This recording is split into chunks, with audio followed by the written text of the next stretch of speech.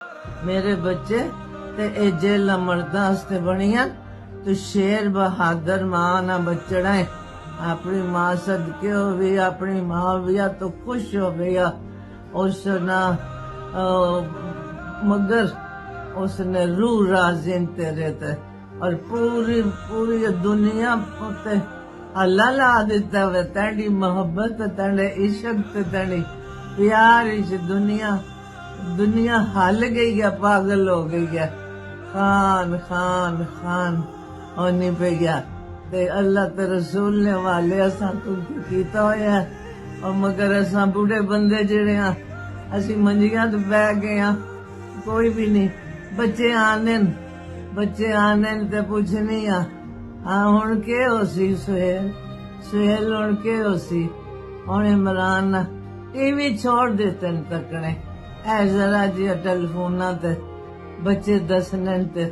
तो साना पुत्र आया तक ते मां सदके अल्लाह जिवें अपनिया भैणां ना आसरा अल्लाह भैणां की आनिया दुआवां लगनी ते पूरे पाकिस्तान दियां दुआवां नहीं तो के कोई डर नहीं। हैदरी नारा ला के हैदरी ग्रुप पीछे तू तेरे पीछे पूरी कुल जितनी इबादत मुसलमीन जड़े जितने आले तशी और सादात तेरे नाल हर एक सैयद तेरे हस्ते दुआ मांग रहा है, हर एक फकीर तेरे हस्ते दुआ मांग रहा है। तू इंशाअल्लाह 9 निदा ते 12 सेदा नारा मार के जेल चुआ से हैदर मौला एलीना ते मेरे बच्चे इंशाअल्लाह जिंदगी रही मैं एक बारी तुझे गले ना ला के मिलना फिर भी मरा फिर भी मार भी ना एक बार गले ना ला सा।